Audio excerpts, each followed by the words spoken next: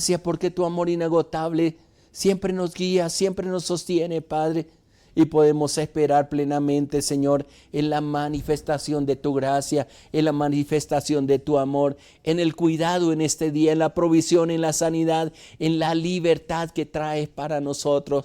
Ayúdanos a comprender esas palabras, Señor, a vivir confiados en ti, a llevar toda preocupación, Señor, a ti, echar todos nuestros temores allí, Padre, nuestras enfermedades, Señor, y a aprender, Señor, a caminar bajo tu propósito, Señor, y entender que tú tienes cosas maravillosas para cada uno de nosotros, Señor, porque eres bueno, Señor, porque eres precioso, porque para siempre, Señor, es tu misericordia, tu gracia y tu bondad, Señor. Muchas gracias por todo lo que estás haciendo, pero también por lo que vas a hacer, Señor, en estos días, Señor. Tu amor inagotable nos sostiene, nos levanta y nos dirige. Enséñanos tu palabra, Padre. Permita que esa palabra, Señor, produzca, Señor, impacto en nuestros corazones, Padre.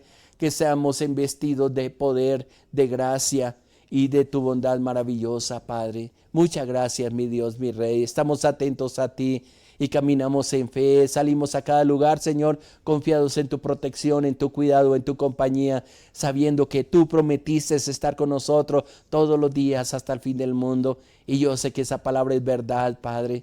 Muchas gracias, muchas gracias. Gracias y paz para ti, mi hermano, mi hermana. Qué bueno poder estar este día nuevamente con ustedes disfrutando de ese amor incomparable que Dios nos da a cada uno de nosotros, pero sobre todo de la bendición de orar juntos, de crecer juntos, de aprender juntos, de permitir que el Espíritu Santo nos revele su palabra, nos revele los propósitos que Dios tiene para nosotros, pero también la obra maravillosa que Él ha hecho para con cada uno de nosotros. Y quiero leer ahí en Colosenses capítulo 1, versículo 13 y versículo 14. Hay unas expresiones aquí que son tan importantes, entendiendo el contexto donde están escritas estas hermosas declaraciones, porque justamente hemos hablado estos días de esa herencia a la cual nos ha hecho aptos el Señor para participar, que no tenemos excusa, que lo único que nos corresponde a nosotros es creer esa palabra, es creer que ese Dios todopoderoso que hizo todo, que nos preparó el lugar inclusive donde nosotros íbamos a estar, para mostrar su gloria a través de nuestras vidas. Eso es lo que dice su palabra y eso es lo que debemos nosotros comprender plenamente, que ese poder glorioso, como hemos compartido, nos da la capacidad y la constancia para permanecer firmes, disfrutando de su presencia, de su amor y de su gracia infinita, pero sobre todo con el propósito, como dice en esta versión, en la nueva traducción viviente, que aprendamos a vivir en luz, que podamos escudriñar a nuestro interior y a la luz de la palabra, a la luz de lo que nos dice ella, poder hacer los cambios interiores, quitar costumbres, renunciar a costumbres que por tradición hemos traído nosotros constantemente y poder disfrutar de ese amor inagotable. Ahí en 1 Corintios, en Colosenses capítulo 1, versículo 13 y 14 dice: pues Él nos rescató del reino de la oscuridad y nos trasladó al reino de su amado Hijo. Y miren lo que dice el versículo 14: quien nos compró nuestra libertad y perdonó nuestros pecados. Qué hermoso es cuando podemos comprender y nos son reveladas las palabras que están escritas en esta bendita palabra del Señor. Y algo bien interesante que tiene que haber una convicción y una seguridad. Eso es activar nuestra fe de lo que Él hizo, y por eso hemos venido hablando ampliamente sobre este pasaje que es tan maravilloso, que es lo que para poder vivir ese desafío que al menos, como dice en esta versión, que ese pueblo que pertenece a Dios, que disfruta de esas herencias, vive en luz, y lo podemos hacer porque Él nos rescató del reino de las tinieblas. Hemos venido hablando, y quizás en el transcurso de los siguientes devocionales vamos a hablar bastante de estos dos reinos, la batalla que se sostiene para ganar, voy a decirlo, adeptos, no a una religión, sino a los reinos. Y es una lucha donde únicamente la voluntad de cada uno de nosotros aceptamos en cuál de los dos reinos queremos permanecer. Algo que vino a hacer Jesús en la cruz del Calvario, que fue su propósito, como dice a través de Lucas, porque el Hijo del Hombre vino a rescatar y a salvar lo que se había perdido. Es un precioso versículo que está escrito ahí en el Evangelio. Pero una vez que Él pagó el precio, nos corresponde a cada uno de nosotros el aceptar el precio o el rechazarlo. El vivir en cualquiera de los dos reinos. Normalmente, generalmente, y esto me causa dolor decirlo, la gente prefiere vivir en el reino de la oscuridad o en el reino de oscuridad, como está diciendo este versículo, porque se sienten cómodos, porque creen que tienen una libertad, pero no se dan cuenta que a la final son esclavos de sus pasiones, de sus deseos, y que el resultado de sus hechos va a dar, o el fruto que va a producir el vivir alejados de Dios, va a ser una condenación eterna y no poder disfrutar de la herencia de la cual podemos leer en la palabra, que la pudiéramos ampliar mucho más de acuerdo, y lo he compartido en muchos de los devocionales, de las enseñanzas que compartimos a través de estos medios. La verdad que a cada uno nos corresponde el tomar la decisión en cuál de los reinos queremos vivir. Ya Él hizo lo que tenía que hacer. Él dice ahí la palabra, nos rescató del reino de las tinieblas.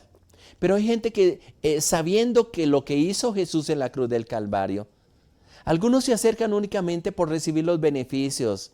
La mayoría de gente que está enferma, que ya no hay ninguna solución en manos de los hombres, acuden a Dios, y he escuchado de boca de personas que los médicos han dicho ya no hay nada que hacer, y comienzan a hacer tratos con Dios y le dicen, Señor, si tú me sanas, te voy a seguir. Y a veces yo le digo, mire, sea que le sane o sea para cualquier cosa, acepte la voluntad de Dios, que si quiere para darte vida, te va a dar vida, y si llegó el tiempo de pasar a su presencia, va a estar en las mejores manos disfrutando de lo que Él ha preparado para que en una eternidad podamos disfrutar de Él. Algo otros inclusive hacen esa decisión de salir de ese reino de la oscuridad, como está mencionando en este pasaje, y ser trasladados al reino de su amado Hijo, al reino de Dios, y prometen muchas cosas. Mientras reciben los resultados, mientras reciben los milagros, las sanidades, las provisiones, qué sé yo, respuestas a sus peticiones, pero luego simplemente se alejan y se olvidan de quién los libró, de quién los sanó. No es que hayan engañado a Dios, sino que en su misericordia Dios muestra su favor, muestra su gracia infinita, muestra su amor incomparable como testimonio sobre cualquier argumento que más adelante quieran levantar delante de Dios y delante de los hombres, de que Dios nunca les amó ni nunca manifestó su gracia, su amor y su bondad. Pienso que aún las personas que viven en la más profunda oscuridad, en algún momento han visto la misericordia de Dios. Pero ese traslado que dice ahí en este versículo es cuando yo reconozco que estoy en medio de las tinieblas, que no comprendo el propósito de vida, que no sé quién es Dios, o tal vez he escuchado como una de las expresiones que me gusta manifestar mucho de lo que dice Job en los capítulos finales de su libro, donde él reconoce que realmente, aunque hacía sacrificios a Dios, aunque invocaba el nombre de Dios, aunque oraba por su familia, y es precioso el primer capítulo de Job, donde lo que habla el mismo texto de Job, un hombre justo, un hombre temeroso de Dios, pero aún con todas esas cualidades no conocía a Dios. De tal manera, y me gusta repetir esto porque está escrito en la palabra, y yo creo lo que está escrito no es una fábula, no es una historia para ilustrar algo, sino pienso que la vida de un hombre que Dios quiso que nosotros conociéramos el trayecto de vida, lo que pasó, pero cómo también el enemigo puede arruinar una vida. Pero depende también de la confianza que nosotros pongamos en Dios, de permanecer firmes a pesar de las enfermedades, de las pérdidas, de tantas cosas que nos ocurren. Lo que nunca se tiene que apagar de nosotros es esa confianza en Dios. Y al final de cada batalla nos vamos a dar cuenta de la grandeza, vamos a conocer realmente a Dios tal cual es. Y eso es lo que nos enseña ese libro precioso de Job. De tal manera que él al final puede decir, de oídas te había oído, pero ahora, y ese es el lugar que yo creo que anhelamos muchos tener, y algunos ya han llegado, otros van en el proceso. Ahora mis ojos te ven, ahora yo te puedo preguntar, ahora voy a recibir respuestas tuyas. Porque pasó el proceso, porque supo sostenerse, porque a pesar de que en el libro menciona a sus amigos que en lugar de darle una palabra de aliento, lo acusaban de cosas que él decía, yo no lo he cometido, Dios conoce mi corazón, Dios me probará y saldré como el oro. Pero también habla casi en la mitad del pasaje de que una expresión es hacia Dios, que le dice, Él conoce mi camino, que le dice también, si Él determina una cosa, ¿quién la hará cambiar? Pero a pesar de eso, decía por lo que había escuchado, pero al final del proceso se da cuenta realmente de la grandeza de Dios, y por permanecer firme, la conclusión de ese libro es que Dios le proveyó el doble de lo que había perdido. Eso es un testimonio de aquellos que nos esforzamos por seguir creyendo, aún a pesar de las pruebas, de las dificultades, de decir, Señor, yo no quiero vivir más en ese reino de la oscuridad, donde no comprendo las cosas que hago ni por qué las hago, donde yo sé que mi vida tiene que tener algo diferente. Ya no quiero ser cautivos de vicios, ya no quiero ser cautivo de cosas que no traen libertad a mi alma, sino esclavitud. Y quiero ser trasladado, como está diciendo este texto, que nos traslade el Señor al reino de su amado Hijo. Dos reinos en completa batalla, en completa lucha. Es interesante, y quisiera leer lo que dice en el libro de Efesios. Solamente voy a leer 2 versículos. En el capítulo 6. En el versículo 10, en el libro de Efesios, yo les decía que hay el pasaje muy parecido al que hemos estado leyendo en Colosenses. Son las dos epístolas del apóstol que me fascina leer en conjunto con la de Romanos, porque nos da todo lo que sucede y todo el plan de Dios tan perfecto, pero también lo que espera Dios de nosotros, pero también las luchas que tenemos que sostener de acuerdo a esa batalla constante que hay en el reino de la oscuridad y el reino del Hijo de Dios. Y escuche como dice ahí en Efesios capítulo 6, versículo 10 y 11. Al 12 voy a leer. Dice, por lo demás, hermanos, antes estaba hablando de la familia, estaba hablando de los compromisos del hombre, de la mujer, de los hijos, de los amos, de cómo debemos comportarnos. Pero luego a entrar esta palabra, dice, por lo demás, hermanos míos, fortaleceos en el Señor y en el poder de su fuerza. Ahora, si le ponemos cuidado solamente a esta expresión, no depende de Dios, depende de cada uno de nosotros. Cuando Dios nos traslada de ese reino de la oscuridad, o mejor, cuando el Hijo de Dios nos traslada de ese reino de oscuridad al reino de su amado Hijo, hay una declaración espiritual, algo establecido, que cuando abrimos el corazón, esto es lo que hace el Señor. Pero ahora nos corresponde a nosotros vivir en ese reino de su amado Hijo.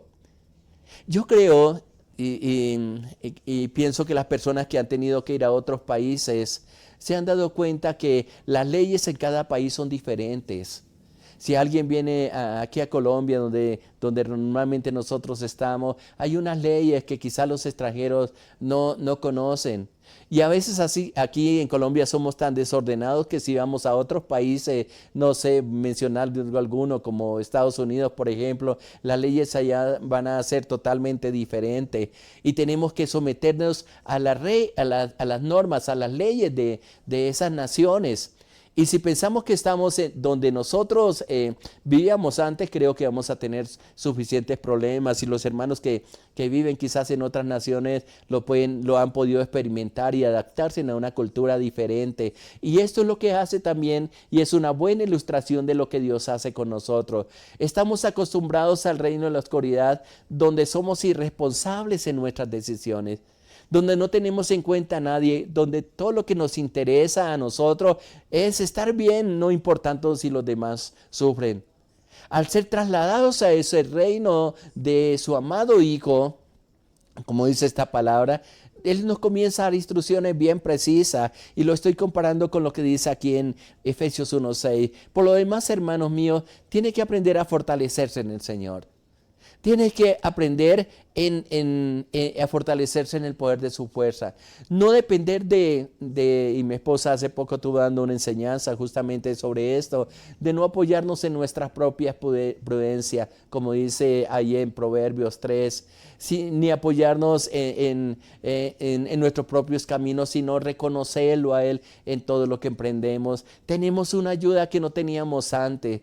Y cuando descubrimos ese tesoro, tal vez oculto para muchos, y comenzamos a disfrutar, y solo con consejos como estos que nos da dando la palabra ahí en Efesios 6:10, de aprender a fortalecernos en el Señor, a conocerlo más, a recibir esa palabra.